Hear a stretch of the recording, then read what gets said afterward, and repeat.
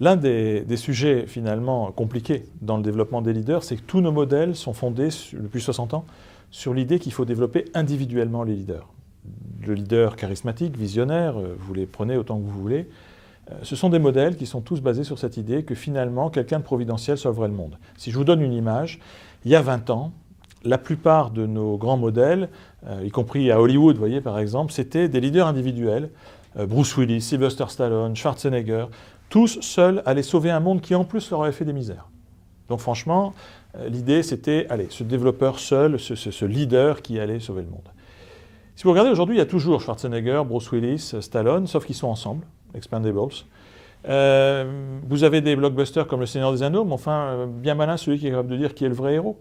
C'est Sam, c'est Aragorn, c'est Frodon, c'est, je ne sais plus comment ça s'appelle, Gandalf, bref.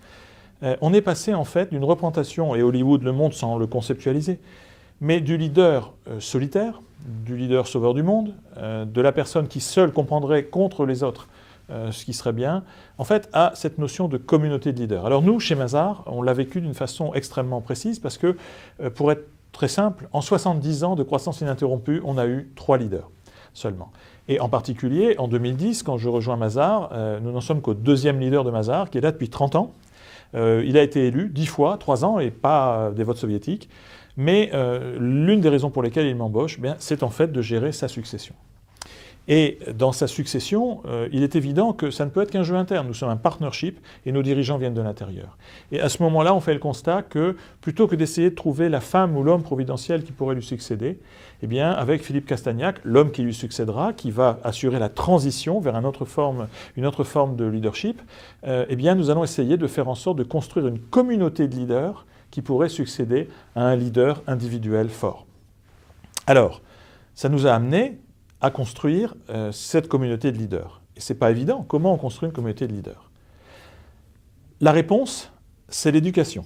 C'est-à-dire qu'il ne s'agit pas d'avoir un consultant qui, de l'extérieur, vient nous dire comment réfléchir. La plupart des gens chez Mazars ont une telle pratique, sont eux-mêmes d'ailleurs des consultants, finalement, mais ont un tel regard sur eux-mêmes qu'il serait très compliqué à quelqu'un d'externe de venir apporter cette vision-là.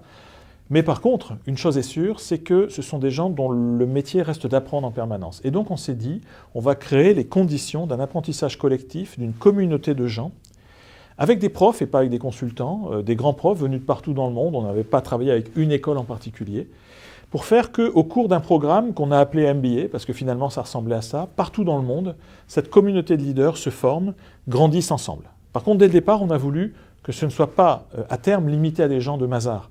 Donc en fait, on a conçu ce programme pour qu'il soit ouvert à d'autres entreprises. Et des compagnons fidèles nous ont rejoints parce qu'eux-mêmes étaient dans cette démarche très ouverte.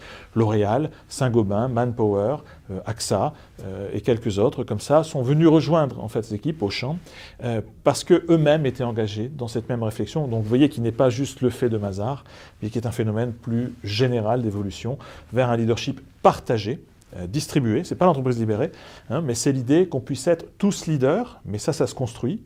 Et ça amène surtout à développer des leaders autour de soi. Donc finalement, la grande caractéristique des leaders de demain, ce sera être capable de développer d'autres leaders finalement.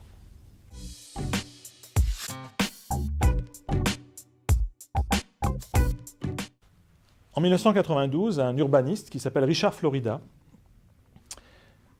écrit un livre qui s'appelle « The Rise of the Creative Class », donc la montée de la classe créative, dans lequel il explique que le développement économique d'une ville va être extrêmement lié à la capacité pour ces villes à attirer des populations qui appartiennent à ce qu'il appelle la classe créative, qui sont de jeunes architectes, de jeunes designers, de jeunes artistes, des poètes, des écrivains, que sais-je, d'un côté, c'est-à-dire des créatifs professionnels, leur métier c'est d'être créatif, et puis autour d'eux d'ailleurs une autre classe qui sont les professionnels créatifs, des gens qui, travaillant dans le conseil par exemple, ne vivent que de leur cerveau.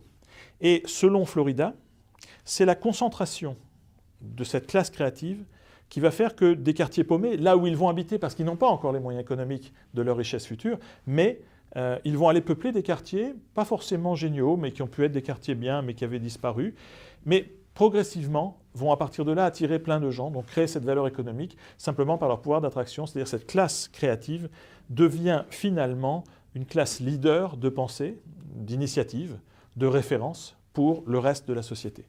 Alors, cette classe créative que décrit Florida, bien sûr, il ne le décrit pas du tout dans un contexte d'entreprise. Mais maintenant, essayons de réfléchir à la manière dont, dans nos entreprises, nous conduisons le changement.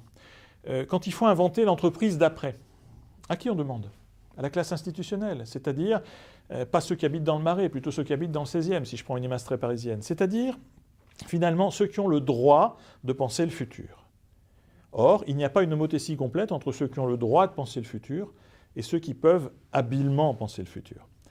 Donc, tout le sujet, quand on veut construire une démarche de changement, c'est d'être capable, finalement, bien sûr, de demander à la classe institutionnelle de s'exprimer, de conduire peut-être ce changement, mais d'être capable aussi de solliciter cette classe créative pour qu'elle-même contribue, d'ailleurs elle qui certainement dirigera un jour l'entreprise, elle contribue à un instant de transformation, à produire les directions principales, peut-être les idées neuves aussi, que la classe institutionnelle, pour plein de raisons, parfois ne pourra pas produire.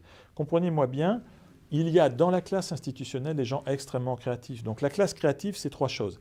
C'est une partie de la classe institutionnelle, bien évidemment au cœur de l'entreprise, qui est très créative, et le rôle de ces dirigeants-là, c'est de permettre à d'autres aussi de contribuer et de donner leur maximum.